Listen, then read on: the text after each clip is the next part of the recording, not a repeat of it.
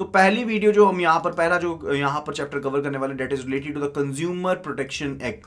So the consumer protection act, जिसको हम कोपरा के नाम से जानते हैं। कंज्यूमर का मतलब क्या है कि कंज्यूमर को बचाना, किससे बचाना, यानी कि जो अनस्क्रैपलेस यानी कि जो अनप्रिंसिपल्ड बिजनेसमैन है, अनप्रिंसिपल्ड जो ट्रेडर्स हैं, उनसे बचाना। तो यहां पर कोपरा एक तरीका है, एक simple quick and easy method है जिसके थ्रू कंज्यूमर के पास एक quasi judicial redressal machinery available रहती है। क्वासी जुडिशियल क्यों कहा गया? क्योंकि ऐसा ये कोर्ट नहीं है, लेकिन डेफिनेटली यहां पर डिफरेंट कोर्ट जो है वो बनाई गई हैं। तो एक तरह से सिविल कोर्ट नहीं रहता है, लेकिन एक तरह से आपका कोर्ट रहता है जो सिर्फ कंज्यूमर की जो दिक्कतें हैं उनको समझता है, उनको सुनता है, एंड उसके बेस पर वो आप जल्दी से, आसानी से एंड ईजी वे में यहां पर वो डिसीजन प्रोवाइड कर देते हैं। ठीक है, तो यहां पर क्वासी जुडिशियल रिड्रेसल मशीनरी को एस्टैब्लिश किया गया है under the act COPRA. And यहां पर आपको अमेंडमेंट देखने को मिलती है। 2019 में यहां पर एक अमेंडमेंट बिल आया था जो कि पास हो गया था, एंड फर्दर ये एक्ट बन गया था। ठीक है, so COPRA was enacted from 15th of April 1987 and is applicable to the public sector, private sector and the cooperative sector. तो ये तीनों सेक्टर्स में एप्लीकेबल है। तो एक कॉम्प्रिहेंसिव अमेंडमेंट जो है यहां पर देखने को मिली थी, जो कंज्यूमर प्रोटेक्शन अमेंडमेंट एक्ट 2019 में हमें देखने को मिली थी। एंड फर्दर यहां पर काफी ज्यादा अमेंडमेंट की गई थी। सीडीआरसीज को यहां पर बनाया गया था, यहां पर सीसीपीए को एस्टैब्लिश किया गया था। तो काफी कुछ चीजें आपको यहां पर 2019 का जो यहां पर अमेंडमेंट हुई है उसमें देखने को मिली है। तो उन सभी चीजों को हम यहां पर गो थ्रू करने वाले हैं। ओके, तो सबसे पहली चीज आती है कि कोपरा में कंप्लेंट कौन फाइल कर सकता है। कंप्लेनेंट जो होता है वो कोई भी कंज्यूमर हो सकता है, कोई भी वॉलंटरी कंज्यूमर एसोसिएशन हो सकती है, यानी कि कोई एसोसिएशन जो कंज्यूमर्स की है, कंज्यूमर्स के हितों का ध्यान रखती है, वो हो सकती है। सेंट्रल गवर्नमेंट या स्टेट गवर्नमेंट ऐसी कंप्लेंट फाइल कर सकती है, या फिर कोई एक या फिर मल्टीपल कंज्यूमर हो सकते हैं जिनका यहां पर जो मेन जो कोज है वो मेन कोज सेम है। यानी कि अगर मान लीजिए ग्रुप ऑफ यहां पर कंज्यूमर्स है जिनको सेम दिक्कत आ रही है, तो ऐसा भी हो सकता है ना कि उन कंज्यूमर्स ने यहां पर इकट्ठे शिकायत दर्ज की है, यानी कि हर एक पर्सन उसी चीज की शिकायत दर्ज कर रहा है, तो basically that would be considered to be as a more consumers, one or more consumers. Okay, so that is a case related to it. तो कंज्यूमर खुद से, कोई वॉलंटरी कंज्यूमर एसोसिएशन के through, central government, state government के through, या फिर one or more consumers where the numerous consumers are having the same interest, that they are having the common cause of action. Okay, तो वो यहां पर complaint file कर सकते हैं। Now who is consumer? Who is basically using the goods at the very end of the chain. तो chain पता क्या होती है? जैसे मान लीजिए मैन्युफैक्चरर है, मैन्युफैक्चरर ने होलसेलर को दिया, होलसेलर ने यहां पर रिटेलर को दिया, तो ये कंज्यूमर नहीं है। They are not consuming the goods, but the consumer would be someone who will be purchasing from the retailer for his own use. तो अपने यूज के लिए जब वो चीज को खरीद लेगा तो बेसिकली क्या होगा, वो यहां पर कंज्यूमर होगा। So consumer is a person who buys the goods or hires the services for consideration. तो यहां पर एक तो यूजेज का रहा, दूसरा चीज related to very very important, that is related to the consideration. Now what is consideration? कि पैसे देकर चीज खरीदियो, अपने यूज के लिए चीज खरीदियो, तभी आप यहां पर उस पर्सन को कंज्यूमर कहेंगे। अगर फ्री ऑफ कॉस्ट सैंपल के रूप में कोई चीज यहां पर कंज्यूमर को दी गई है, तो वो यहां पर पर्सन कंज्यूमर नहीं होगा। मान लीजिए शॉपकीपर ने आपको कोई चाय पत्ती का पैकेट जो था वो उसने आपको एज अ सैंपल फ्री में दे दिया, तो वो यहां पर आप उस चीज के लिए कंज्यूमर नहीं है। ये नहीं है कि उस फ्री वाले सैंपल के लिए आप यहां पर केस फाइल कर पाएंगे, वो आप नहीं कर पाएंगे। ठीक है, then it is also related to कि अगर यहां पर गुड्स जो हैं उनको यहां पर कमर्शियल पर्पसेस के लिए दिया गया है या फिर रीसेल के लिए दिया गया है, तो वो भी यहां पर इस एक्ट में कवर्ड नहीं होंगी। जैसे कि मैन्युफैक्चरर ने गुड्स होलसेलर को दी हैं, ठीक है, या फिर होलसेलर ने रिटेलर को दी हैं, तो यहां पर वो कंज्यूमर प्रोटेक्शन एक्ट में कवर नहीं होंगी। Those goods will not be covered under the consumer protection act. Okay, and further सभी तरह की ऑनलाइन ऑफलाइन ट्रांजैक्शंस जो हैं वो इसमें कवर्ड है। देखिए इसका परव्यू जो है वो काफी बड़ा है, यानी कि हर तरह का कंज्यूमर जो इसमें शामिल होता है, चाहे वो बैंकिंग कंज्यूमर क्यों ना हो, क्योंकि बैंकिंग कंज्यूमर यानी कि कस्टमर की अगर हम बात करते हैं तो वो यहाँ पे बैंकिंग सर्विसेज को यूज कर रहा है, and further that is basically a consumer जो कि यहां पर शामिल होगा। Okay, and further, customers of the banks are also covered under the COPRA as they are consumer of bank services. Okay, so that is related to that who can be a customer or who can be a consumer. Okay, after that, grounds for complaint, क्या क्या कारण हो सकते हैं complaint दर्ज करने के? पहली चीज तो है अनफेयर ट्रेड प्रैक्टिसेस का इस्तेमाल किया जा रहा है या रिस्ट्रिक्टिव ट्रेड प्रैक्टिसेस का इस्तेमाल किया जा रहा है, यानी कि ऐसे बिजनेस करने के लिए ऐसी तकनीक का इस्तेमाल किया जा रहा है जो कि अनफेयर है, कंपिटिटिव नहीं है, अनफेयर मीन से बिजनेस चलाया जा रहा है, या फिर जिस चीज को गवर्नमेंट ऑलरेडी रोक चुकी है उस चीज को यहां पर इस्तेमाल किया जा रहा है ट्रेडर के द्वारा, ठीक है। And further goods bought or agree to be bought by him suffer from one or more defect, यानी कि जो भी चीजें खरीदी गई हैं उसमें कोई ना कोई डिफेक्ट है, या फिर जो भी सर्विसेज अवेल की गई हैं उनमें किसी ना किसी चीज की डेफिशिएंसी है। यानी कि अगर कोई पर्सन सर्विसेज प्रोवाइड कर रहा है, वो कहता है कि मैं ये सब चीजें कर दूंगा, जैसे मान लीजिए मैंने यहां पर कोई सर्विसेज हायर की एंड उसमें मैंने लिखा लिया कि ये सब चीजें होंगी, ठीक है, लेकिन वो सर्विसेज रेंडर की नहीं गई, मुझे सर्विसेज प्रोवाइड की नहीं गई, तो वो बेसिकली क्या है, that is there is a deficiency in the services, या फिर एज पर परफॉर्मेंस वो सर्विसेज ना हो, ठीक है, तो उसे हम क्या कहेंगे, that would B deficiency in services ना। जैसे कि मान लीजिए बैंक प्रॉमिस करते हैं कि वो 10 बजे से लेकर के 4 बजे तक कैश की डीलिंग करें, लेकिन अगर वो ऐसा नहीं करते हैं, करने से मना करते हैं, तो उसके केस में वो क्या है, that is also deficiency in services, ठीक है, तो उसके केस में भी कंप्लेंट फाइल की जा सकती है। Further, it is related to the trader has charged for goods mentioned in the complaint a price excess of the price fixed by the any under law। जैसे कि अब कोविड के दौरान क्या हुआ, जो सैनिटाइजर्स थे उनका प्राइस बाद में फिक्स कर दिया गया कि 500 जो सैनिटाइजर है उसकी जो कॉस्ट होगी वो कितनी होगी, मैक्सिमम 250 रुपीज हो सकती है, इससे ज्यादा नहीं हो सकती, ठीक है। तो यहां पर अगर कोई पर्सन अभी भी 300 रुपए चार्ज कर रहा है, अगर कोई पर्सन 300 रुपए अभी भी चार्ज कर रहा है 500 ml ऑफ जो यहां पर सैनिटाइजर उसके लिए, तो यहां पर उसे हम कंज्यूमर प्रोटेक्शन एक्ट के तहत उसे कवर अप कर सकते हैं। Is that clear?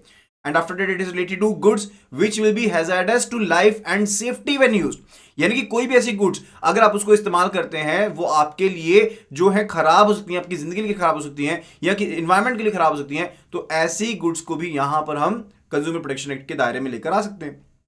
Okay, further it is related to hierarchy of courts.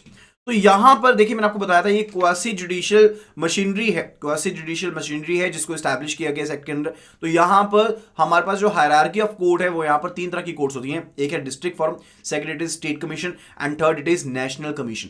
तो सबसे पहले पायदान पर है हमारे पास डिस्ट्रिक्ट फॉर्म, उसके ऊपर state commission, then national commission, ठीक है। तो यानी कि केस जो है एक तो वैल्यू के हिसाब से डिसाइड होता है कि कौन सी कोर्ट में जाएगा, एंड फर्दर अगर अपील की जाएगी तो अपर कोर्ट में की जा सकती है, that is a case related to that. Okay, तो उसके बारे में हम यहां पर पढ़ लेते हैं कि क्या क्या गाइडलाइंस हैं। तो यहां पर देखिए डिस्ट्रिक्ट फॉरम के केस में जो चेयरपर्सन होगा, जो हेड की जाएगी, डिस्ट्रिक्ट फॉरम हेड की जाएगी, that will be headed by the president, that will be headed by the president, जो कि यहां पर इक्विवेलेंट होंगे, स्टेटस में किसके इक्विवेलेंट होंगे, जो कि यहां पर सेशन जज या फिर डिस्ट्रिक्ट जज के जो स्टेटस के इक्वल होंगे, ठीक है। तो यहां पर वो डिस्ट्रिक्ट फॉरम के हेड होंगे। एंड फर्दर डिस्ट्रिक्ट फॉरम के केस में अगर वैल्यू ऑफ गुड्स जिनके अगेंस्ट हमने कंप्लेंट दायर करनी है, अगर वो वैल्यू ऑफ गुड्स 1 करोड़ रुपए तक की है, तो केस कहां पर फाइल होगा, डिस्ट्रिक्ट फॉरम में फाइल होगा। ओके, नेशनल कमीशन के स्टेट कमीशन के केस में 1 करोड़ से ज्यादा के अमाउंट की गुड्स, यानी कि जो गुड्स की वैल्यू जो है वो 1 करोड़ से ज्यादा थी एंड 10 करोड़ तक की है, वो यहां पर जो केस फाइल होगा वो स्टेट कमीशन में फाइल होगा। एंड स्टेट कमीशन के जो हेड होंगे वो प्रेसिडेंट होंगे, बट उनका जो स्टेटस होगा that would be equivalent to the high court जज, उनका जो स्टेटस होगा that would be equivalent to high court जज। इसी तरह से स्टेट कमीशन से ऊपर के जो यहां पर टियर है वहां पर रहती है नेशनल कमीशन। 10 करोड़ से ज्यादा की वैल्यू के रिलेटेड अगर कोई भी केस फाइल होगा तो वो यहां पर नेशनल कमीशन में फाइल होगा, which is headed by the president who is equal in status of the supreme court जज। जो सुप्रीम कोर्ट जज के स्टेटस के इक्विवेलेंट होंगे वो यहां पर नेशनल कमीशन के यहां पर हेड होंगे। एंड यहां पर 10 करोड़ से ज्यादा की जो गुड्स की वैल्यूज के केसेस होंगे वो यहां पर इनके द्वारा हैंडल किए जाएंगे। Is that clear? इसके अलावा मान लीजिए डिस्ट्रिक्ट फॉरम में किसी पर्सन ने केस लगाया, but now he is aggrieved with the decision of the district forum, तो उनको डिस्ट्रिक्ट फॉरम का डिसीजन जो है पसंद नहीं आया, तो डिस्ट्रिक्ट फॉरम के जो केसेस थे उनकी फर्दर अपील की जा सकती है टू द स्टेट कमीशन। तो स्टेट कमीशन में वो कंप्लेंट फर्दर अपील की जा सकती है एंड उसके लिए लिमिटेशन पीरियड है। क्या है limitation period? Limitation period is 45 days, यानी कि जब तो हमने डिस्ट्रिक्ट फॉरम से जाना है, डिस्ट्रिक्ट फॉरम से जाना है हमने स्टेट कमीशन में, तो 45 डेज का लिमिटेशन पीरियड है, ठीक है। जब हमने जाना स्टेट कमीशन से नेशनल कमीशन में तो 30 डेज का लिमिटेशन पीरियड है, यानी कि जब आपके पास डिसीजन की कॉपी आई उसके बाद आपको 45 डेज के अंदर अंदर अपील करनी पड़ेगी। 45 डेज के अंदर अंदर अपील करनी पड़ेगी स्टेट कमीशन के पास। इसी तरह से स्टेट कमीशन में आपने अपील करनी है फर्दर नेशनल कमीशन के पास, तो 30 डेज का टाइम मिलता है। अगर नेशनल कमीशन की आपने यहां पर अपील करनी है विद द सुप्रीम कोर्ट, तो सुप्रीम कोर्ट में अगर आपने फर्दर आपने केस को लेकर जाना है तो उसके लिए भी जो लिमिटेशन है दैट इज 30 डेज। ठीक है, तो 45 डेज, 30 डेज, 30 डेज, इस तरह से आप याद रख लेंगे इस चीज को। And now what is the limitation period for consumer protection act? तो कंप्लेंट फाइल करने के लिए क्या लिमिटेशन पीरियड है? Okay, so what is the limitation period for filing the complaint under the consumer protection act? तो ऐसा नहीं है कि आप कभी भी उठ करके कंप्लेंट कर देंगे, ऐसा नहीं है। ऐसा नहीं है कि आपने चीज खरीदी थी 2011 में एंड आप 2021 में सोच रहे हैं कि उसमें कुछ ना कुछ डेफिशिएंसी थी, केस फाइल कर देते हैं, क्योंकि इस तरह से तो कभी यहां पर केसेस जो हैं वो खत्म हो ही नहीं सकते हैं। ठीक है, तो यहां पर एक लिमिटेशन रख दिया गया है कि आप 2 साल के अंदर अंदर from the date of cause of action, from the date of cause of action आप 2 साल के अंदर अंदर यहां पर केस फाइल कर सकते हैं। अगर आपको कंप्लेंट फाइल करनी है तो 2 साल का टाइम बहुत है यहां पर from the date of cause of action. अगर आपको तब तक याद आ गया कि डेफिशिएंसी थी तो कंप्लेंट फाइल कर पाएंगे, 2 साल के बाद आप कंप्लेंट फाइल नहीं कर पाएंगे। Is that clear?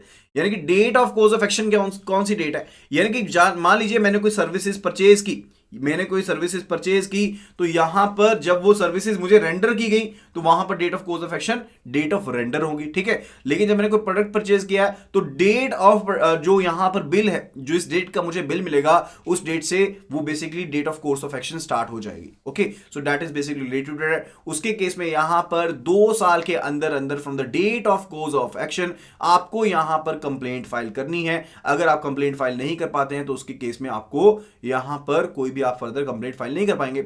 अपील की मैंने आपको ऑलरेडी बात कर चुका हूं कि अपील जो है आप यहां पर डिस्ट्रिक्ट फॉरम की जजमेंट की अपील जो है वो स्टेट कमीशन में कर सकते हैं। एंड फर्दर ऐसी जो कंप्लेंट का लिमिटेशन पीरियड है दैट इज 45 डेज। एंड यहां पर आपको सीधा सीधा कंप्लेंट नहीं कर पाएंगे, आपको यहां पर कुछ एक अमाउंट भी जमा करवाना पड़ेगा। ठीक है, यानी कि जो भी आपकी कंप्लेंट ऑफ द गुड्स का अमाउंट है, यानी कि मान लीजिए डिस्ट्रिक्ट फॉरम में केस किसी पर्सन ने लगाया था 10 लाख की वैल्यूज का, 10 लाख की वैल्यूज का कोई केस लगाया था, तो यहां तो इसका 50% या फिर ₹25,000 विच एवर इज लेसर। तो यहां पर कौन सा अमाउंट लेसर है? डेफिनेटली 25,000 वाला अमाउंट लेसर है ना, क्योंकि 50% करेंगे तो 5 लाख बन जाएगा। ठीक है, तो आपने अगर डिस्ट्रिक्ट फॉरम की अपील करनी है स्टेट कमीशन में तो आपको 50% of the amount of the goods involve and further या फिर 25,000 पे जो भी वैल्यू इसमें से कम है वो यहां पर जमा करवाने पड़ेंगे within 45 days from the date of the judgment of the district forum, तभी आप यहां पर स्टेट कमीशन में केस फाइल कर पाएंगे।